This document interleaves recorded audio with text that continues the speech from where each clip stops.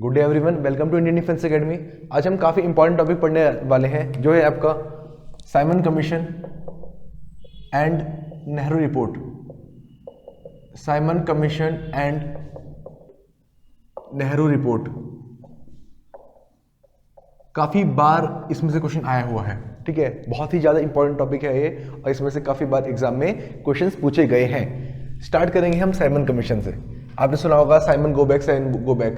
Simon है कौन, ठीक है। ध्यान रखिएगा, जब आपका एक एक्ट आया था गवर्नमेंट ऑफ इंडिया एक्ट 1919, इसमें एक प्रोविजन था। अब जितने भी एक्ट्स है ना वो सारे के सारे पॉलिटी में हम पढ़ेंगे, यहाँ मैं डिस्कस नहीं कर रहा हूँ, ठीक है। गवर्नमेंट ऑफ इंडिया एक्ट 1919 की अगर बात करूं मैं, तो गवर्नमेंट ऑफ इंडिया एक्ट 1919 में एक प्रोविजन था कि 10 साल बाद हम एक कमीशन बनाएंगे जो कि इंडिया का फ्यूचर डिसाइड करेगी, ठीक है। हम एक ऐसा कमीशन बनाएंगे जो कि इंडिया का फ्यूचर डिसाइड करेगी। ये 2 साल पहले ही बना लिया गया, ठीक है। ये जो बना लिया गया, ये बनाया गया 8 नवंबर 1927, ठीक है। 10 साल बाद बोला था पर 2 साल पहले ही बना लिया गया। इसका भी एक रीजन है। इसका रीजन ये है कि वहां पे 2 गवर्नमेंट है, एक है लेबर गवर्नमेंट और एक है आपकी कंजर्वेटिव गवर्नमेंट। ब्रिटेन में आपकी 2 गवर्नमेंट थी, एक लेबर गवर्नमेंट और दूसरी थी आपकी कंजर्वेटिव गवर्नमेंट। अब ध्यान रखिएगा, इलेक्शंस आने वाले थे और कंजर्वेटिव गवर्नमेंट को ऐसा लगता था कि लेबर गवर्नमेंट क्या करेगी, जो हमारी सबसे प्रीशियस टेरिटरी है इंडिया, उसको लूज कर देगी। और लेबर गवर्नमेंट कौन थी, ये बेसिकली प्रो इंडिया थी, ठीक है। इंडिया की तरफ थी, प्रो इंडिया थी आपकी लेबर गवर्नमेंट, ठीक है। तो इलेक्शंस आने वाले थे, इसकी वजह से पहले ही एक कमीशन बना दिया जाता है। ये था आपका Indian statutory commission, Indian statutory commission, या इसको पॉपुलरली बोला गया साइमन कमीशन। इसको पॉपुलरली बोला गया साइमन कमीशन। क्लियर। तो बना कब था, आपको डेट याद रखनी पड़ेगी, 8 नवंबर 1927 को ये कमीशन बनाया गया। अब इसकी प्रॉब्लम ये थी कि इसमें 7 मेंबर्स थे और सारे के सारे क्या थे, वाइट थे, ठीक है। इसमें 7 मेंबर्स थे और सारे के सारे वाइट मेंबर्स थे। अब इंडियंस को यही लगा कि ये जो कमीशन है वो इंडिया के लिए आ रहा है, इंडिया के कॉन्स्टिट्यूशन बनाने के लिए आ रहा है कि इंडिया आगे जाके कैसा चलेगा, इंडिया का फ्यूचर क्या होगा। और इसमें सारे के सारे देखिए क्या है, सारे के सारे वाइट मेंबर्स हैं, इसलिए इसको क्रिटिसाइज किया जाता है। अब देखिए 1927 नवंबर, आपको पता है दिसंबर में सेशन होता है, हर बार 1927 में भी सेशन हुआ होगा। तो दिसंबर 1927 में जो सेशन हुआ था वह हुआ था मद्रास में और इसको लेड किया था M.A. अंसारी ने। M.A. अंसारी ने इसको लेड किया था और M.A. अंसारी के प्रेसिडेंटशिप में इस कमीशन को टोटली बॉयकॉट किया जाता है, ठीक है। तो ध्यान रखिएगा, कांग्रेस इस साइमन कमीशन को बॉयकॉट करती है। इसके अलावा साइमन कमीशन को जो बॉयकॉट करते हैं उनमें इनके साथ कुछ और भी थे, जैसे हिंदू महासभा और साथ में कुछ मुस्लिम्स जो अंडर थे मोहम्मद अली जिन्ना के अंडर कुछ मुस्लिम्स थे जो कांग्रेस के साइड थे और इसको बॉयकॉट करते हैं, ठीक है। तो ध्यान रखिएगा, दिसंबर 1927 मद्रास सेशन, वेरी इंपॉर्टेंट। इस सेशन में इस साइमन कमीशन को बॉयकॉट किया गया। क्लियर। अब क्वेश्चन ये आता है कि किस किसने इसको सपोर्ट किया, ठीक है। ध्यान रखिएगा, कुछ लोगों ने सपोर्ट भी किया था। लाइक आप देखिए, इस बार क्या हुआ, मुस्लिम्स 2 पार्ट में डिवाइड हो गए। मुस्लिम्स का डिवीजन हो जाता है 2 पार्ट में। एक थे अंडर मोहम्मद अली जिन्ना जो कि इसको बॉयकॉट करते हैं, किसको, साइमन कमीशन को बॉयकॉट करते हैं। और दूसरे थे आपके मोहम्मद साफी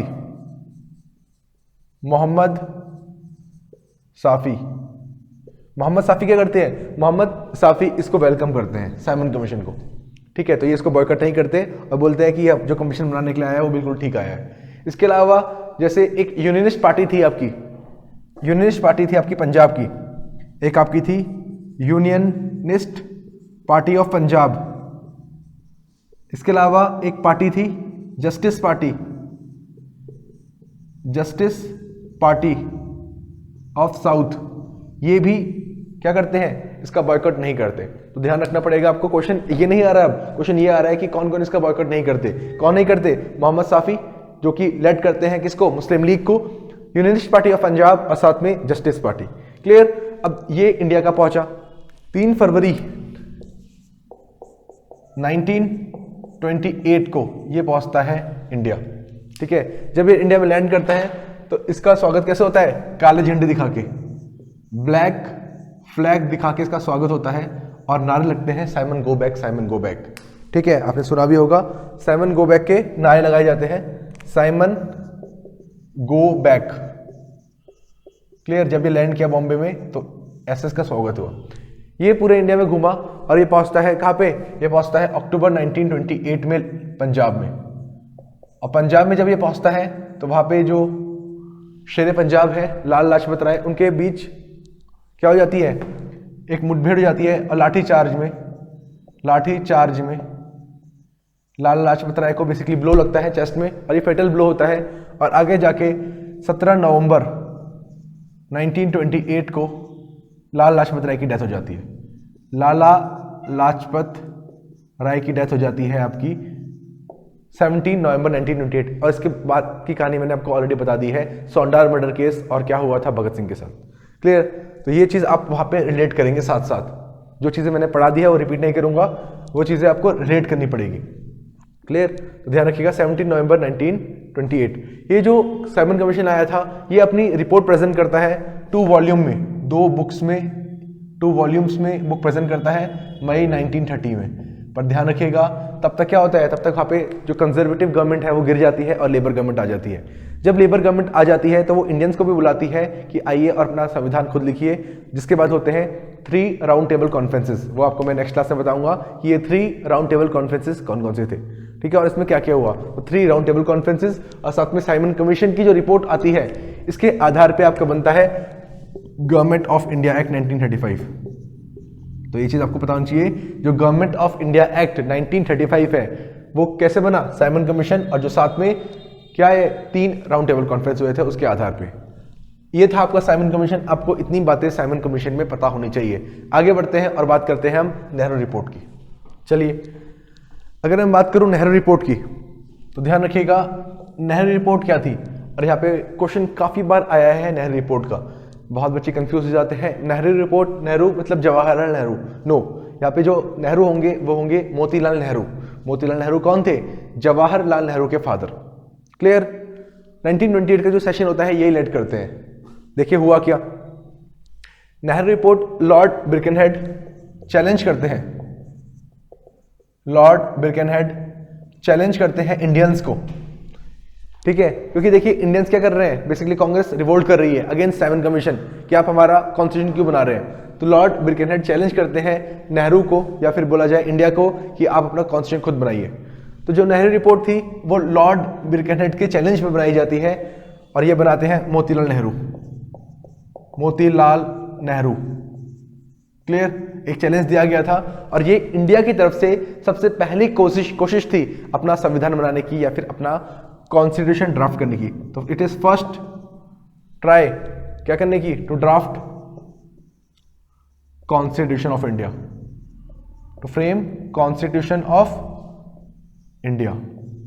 इसके लिए करते क्या है, अब देखिए ऐसा तो होगा नहीं कि मोतीलाल नेहरू ने अकेले बना दी या फिर इंडियन नेशनल कांग्रेस ने अकेले बना दी। इसलिए होता क्या है, जितनी भी पार्टीज है इंडिया के अंदर वो सारी की सारी मिलती है।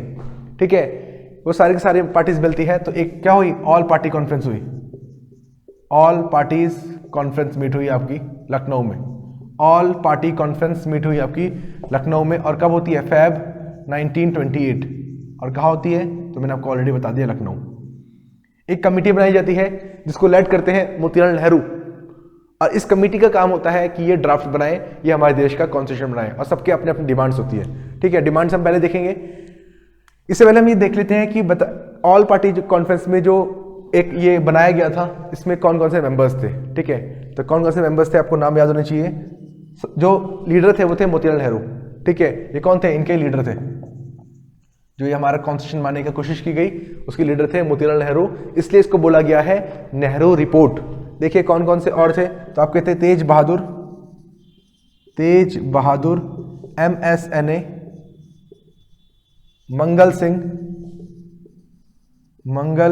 सिंह, अली इमाम, GR प्रधान, और साथ में याद रखिएगा सुआब कुरैशी, सुआब कुरैशी, और एक लास्ट नाम सुभाष चंद्र बोस, सुभाष चंद्र बोस। क्लियर? तो ध्यान रखिएगा, तेज बहादुर, MSNA, मंगल सिंह, अली इमाम, सुभाष चंद्र बोस, GR प्रधान और साथ में सुआब कुरैशी, ये मेन मेंबर्स थे जिन्होंने कोशिश करी हमारे संविधान को बनाने की। सबसे पहला अटेम्प्ट था ये इंडियंस की तरफ से संविधान बनाने का। ठीक है, इससे पहले देखिए कब बना है, फेब 1928 में। इससे पहले सेशन हो गए हैं, जैसे MA अंसारी ने लेड किया था 1927 का सेशन इंडियन नेशनल कांग्रेस की तरफ से। वैसे ही ध्यान रखिएगा 1927 में मुस्लिम लीग का भी सेशन हुआ था, 1927 में मुस्लिम लीग का भी सेशन हुआ था, और इसको जो ये हुआ था वो हुआ था दिल्ली में। जो ये मुस्लिम लीग का सेशन हुआ था, इनको पता था यार कुछ चैलेंज मिल गया है, कुछ चैलेंज मिल गया है, लॉर्ड बिकनहेड ने चैलेंज दे दिया है हमें, तो इन्होंने अपनी 4 डिमांड रखी मुस्लिम लीग ने। मुस्लिम लीग की 4 डिमांड क्या थी? इसी 4 डिमांड को कहा गया है दिल्ली प्रपोजल। ये जो 4 डिमांड रखी गई थी इसको बोला गया था दिल्ली प्रपोजल। क्वेश्चन आएगा, बताइए व्हाट इज दिल्ली प्रपोजल। तो दिल्ली प्रपोजल मुस्लिम लीग की डिमांड्स थी कि उनकी तरफ से कॉन्स्टिट्यूशन में क्या क्या ऐड होना चाहिए। काफी इंपॉर्टेंट है आपकी दिल्ली प्रपोजल, ऑब्वियस बात है दिल्ली में हुआ 1927। अगर मैं बात करूं दिल्ली प्रपोजल्स की, तो कौन कौन से 4 प्रपोजल थे, तो अब यहीं पे देख लीजिए। पहला जो प्रपोजल था वो था जॉइंट इलेक्टोरेट। अगर आपको याद होगा 1909 में इनको मिल गया था सेपरेट इलेक्टोरेट। ठीक है, सेपरेट इलेक्टोरेट मतलब सिर्फ मुस्लिम ही मुस्लिम को वोट डालेंगे। इन्होंने बोला जॉइंट इलेक्टोरेट कर दो और साथ में सीट रिजर्व कर दो। किसके लिए? सीट रिजर्व कर दो आप मुस्लिम्स के लिए। और कितनी सीट बोली? 1/3 of seats in central legislative assembly. Central legislative assembly में 1/3 सीट्स रिजर्व कर दो। किसके लिए? मुस्लिम्स के लिए। साथ में बोला अगर प्रोविंसेस की बात की जाए तो पंजाब एंड बंगाल, अगर ये जो एरिया थे पंजाब और बंगाल, यहाँ पे याद रखिएगा मुस्लिम्स मेजोरिटी में थे। ये जो पंजाब और बंगाल वाले एरिया है जो आज आपका पाकिस्तान चला गया और यहाँ पे बांग्लादेश चला गया, यहाँ पे मुस्लिम्स मेजोरिटी में थे। यहाँ पे मुस्लिम लीग ने ये बोला कि इनका जो रिप्रेजेंटेशन होगा वो होगा अकॉर्डिंग टू देयर पॉपुलेशन। इनका जो रिप्रेजेंटेशन होगा वो होगा अकॉर्डिंग टू देयर पॉपुलेशन। किसमें? इन पंजाब और बंगाल के प्रोविंस में। तो प्रोविंशियल लेजिस्लेटिव में क्या बोला गया कि भाई अकॉर्डिंग टू पॉपुलेशन यहाँ पे रिप्रेजेंट होगा। और लास्ट आप ध्यान रखिएगा इसके टाइम पीरियड पे जो आखिरी डिमांड थी, 4 डिमांड थी ना, देखिए पहली डिमांड, दूसरी डिमांड, तीसरी डिमांड और चौथी डिमांड, ये 4 डिमांड आपको याद होनी चाहिए, काफी इंपॉर्टेंट डिमांड है ये। और जो 4th डिमांड थी, इन्होंने बोला कि 4 नए प्रोविंस बनाए जाए। प्रोविंस मतलब आज के स्टेट, जैसे आज स्टेट्स होते हैं वैसे ध्यान रख लीजिए उस टाइम प्रोविंस थे, ज्यादा आपको कंफ्यूज होने की जरूरत नहीं है। 4 प्रोविंस कौन कौन से बनाया जाए? एक बनाया जाए सिंध, सॉरी 4 नहीं 3 ही प्रोविंस बनाए जाए, आपके 3 न्यू प्रोविंस बनाया जाए। एक सिंध, दूसरा बलूचिस्तान और तीसरा north west frontier province. North west frontier province, और काफी इंपॉर्टेंट है, इसको ध्यान रखिएगा। नॉर्थ वेस्ट फ्रंटियर प्रोविंस, तो 3 नए प्रोविंस बनाए जाए, Sindh, Baluchistan and north west frontier province. ये डिमांड किसकी थी? तो ये डिमांड थी आपकी मुस्लिम लीग की। क्लियर? इन डिमांड को बोला गया दिल्ली प्रपोजल, जो 1927 के इंडियन नेशनल सेशन के कांग्रेस में क्या हो जाते हैं, दिसंबर 1927 में इनको एक्सेप्ट कर लेते हैं। इनको एक्सेप्ट करने के बाद पंगी कर देती है हिंदू महासभा। हिंदू महासभा, हिंदू महासभा बोलती है कि भाई ये जो आपके प्रपोजल्स है, एक तो जो आपके प्रपोजल है कौन से, पंजाब एंड बंगाल में according to your population, according to your population reservation का, ये चीज सही नहीं है भाई। यहाँ पे आप लोग मेजोरिटी में है, अगर आप यहाँ पे मेजोरिटी में है तो पॉपुलेशन के अकॉर्डिंग तो आपकी सीट्स ऑब्वियस ज्यादा होंगी। तो ऐसे तो यहाँ पे जो सीट्स है जो नॉन मुस्लिम एरिया में है वहां पे भी हिंदू के रिजर्वेशन आ जाए। ठीक है, तो ये एक डिमांड थी हिंदू महासभा की। और इन्होंने बोला कि स्ट्रिक्ट जो सेंटर है, ठीक है, जो हमारा एक सेंटर है, एक ही सेंटर होगा। ठीक है, सेंटर की अभी तक एक ही बात चल रही है, पर ये जो होगा ये स्ट्रिक्टली क्या होगा, यूनिटरी सेंटर होगा। एक प्रॉपर यूनियन बनाया जाएगा और जो सेंटर होगा वो क्या होगा, उसकी कंट्रोल होगा पूरे प्रोविंसेस में। ठीक है, ये बोला गया हिंदू महासभा द्वारा। ठीक है, इससे क्या हो गया, जो मैटर था और ज्यादा कॉम्प्लिकेट हो गया। अब इसके बाद रिपोर्ट बनाई गई, मैंने आपको बताया ऑल पार्टी कॉन्फ्रेंस हुई फेब 1928 में, रिपोर्ट बनाई गई और रिपोर्ट तैयार हुई। अब देखिए ये जो रिपोर्ट थी, ये रिपोर्ट बनाई गई और पब्लिश कब होती है, देखिए जब ये हिंदू महासभा ने ये पॉइंट बोला तो उसके बाद मोहम्मद अली जिन्ना ने भी इसको करेक्ट किया। मोहम्मद अली जिन्ना ने बोला ठीक है आप ये 3 प्रोविंस मत करिए, पर ये चीज़ और ये चीज़ तो होनी चाहिए। 1/3 सेंट्रल लेजिस्लेटिव असेंबली में और according to population Punjab and Bengal में। ठीक है, तो ये मैटर कॉम्प्लिकेटेड हो गया, ना ही हिंदू सेटिस्फाई हो पाए ना ही मुस्लिम सेटिस्फाई हो पाए। जब ये रिपोर्ट पब्लिश हुई तो ठीक है, तो ध्यान रखिएगा जब ये रिपोर्ट पब्लिश होती है 1929 में ही, क्लियर। जब ये रिपोर्ट पब्लिश हुई 1928 अगस्त 1928 अराउंड में ये रिपोर्ट पब्लिश होती है, नेहरू रिपोर्ट, ये सब के सब क्या हो गए, अनसेटिस्फाई हो गए। हिंदूज भी, मुस्लिम्स भी, इवन जो यंग लोग थे लाइक सुभाष चंद्र बोस एंड जवाहरलाल नेहरू, ये सारे के सारे क्या हो गए, डिससेटिस्फाई हो गए। और इन्होंने ये बोला कि हमें स्वराज की डिमांड नहीं करनी है, हमें अब कंप्लीट इंडिपेंडेंस की बात करनी है। और यहाँ पे पहली बार बात की गई कंप्लीट इंडिपेंडेंस की, यहाँ पे पहली बार बात की गई कंप्लीट इंडिपेंडेंस की, पूर्ण स्वराज की। ठीक है, तो ध्यान रखिएगा ये जो नेहरू रिपोर्ट थी ये अनसेटिस्फाई हो गए सबके सब, चाहे मुस्लिम्स, चाहे हिंदू, चाहे यंग लोग, सारे। ठीक है, पर लास्ट में ये पास ऑलरेडी हो ही जाती है। इसके बाद मोहम्मद अली जिन्ना ने बोला कि मेरा 14 पॉइंट प्लान है, जो मेरे 14 पॉइंट है, इन्हीं 14 पॉइंट्स पे मुस्लिम लीग आगे बढ़ेगी। ठीक है, तो ध्यान रखिएगा अगर क्वेश्चन आएगा कि 14 पॉइंट्स किसके हैं, तो 14 पॉइंट्स है मोहम्मद अली जिन्ना के।